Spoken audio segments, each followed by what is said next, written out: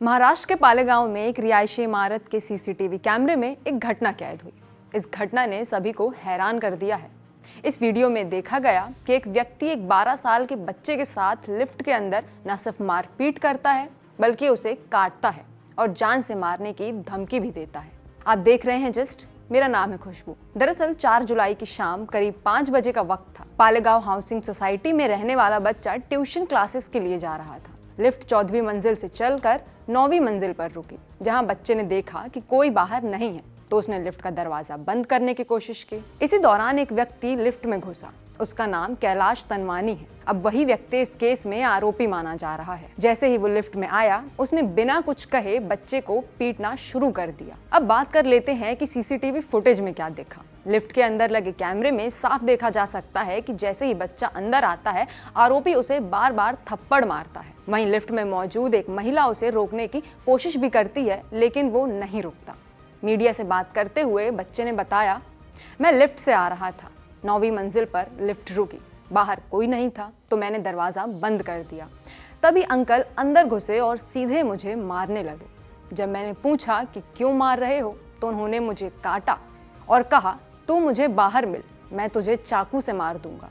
मैंने उन्हें धक्का दिया जब उन्होंने मुझे काटा। घटना लिफ्ट तक सीमित नहीं रही।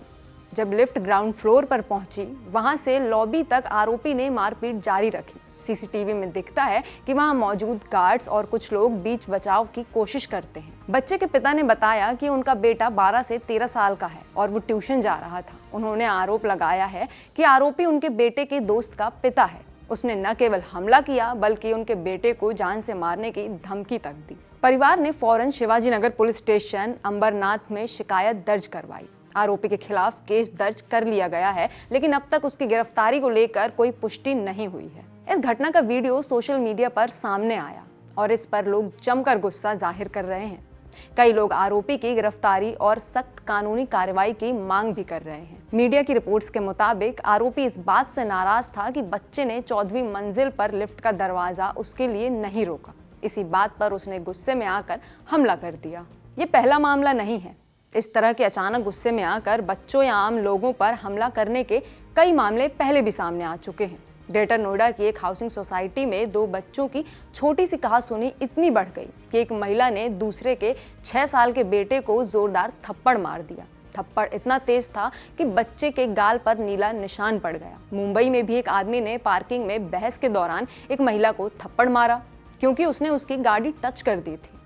ऐसी घटनाएं सवाल उठाती हैं कि आखिर लोग इतने गुस्सैल क्यों होते जा रहे हैं। क्या थोड़ी सी असुविधा पर हिंसा करना अब आम बात होती जा रही है? क्या हम सहनशीलता और संयम खोते जा रहे हैं? हर छोटी बात पर लड़ाई, हर टकराव पर हाथ उठाना, ये हमारे समाज में बढ़ती इंस्टेंट एंगर की मानसिकता को दिखाता है। हमारा गुस्सा करने का रिएक्शन टाइम अब लगभग खत्म होता जा रहा है। जैसे छोटी छोटी बातें अब ईगो ट्रिगर बन चुकी हैं। क्या हम बच्चों के लिए एक सेफ और सिविलाइज्ड एनवायरनमेंट बना पाएंगे?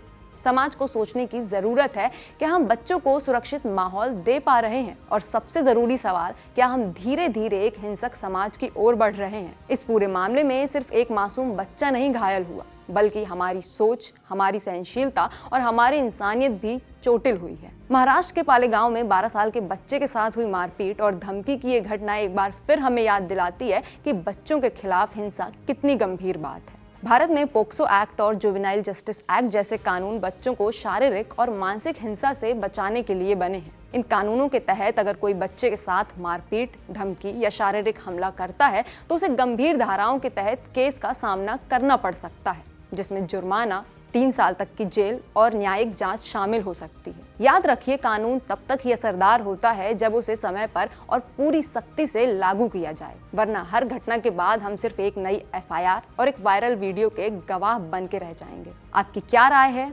क्या आप भी मानते हैं कि लोगों का गुस्सा अब भी नियंत्रण से बाहर होता जा रहा है?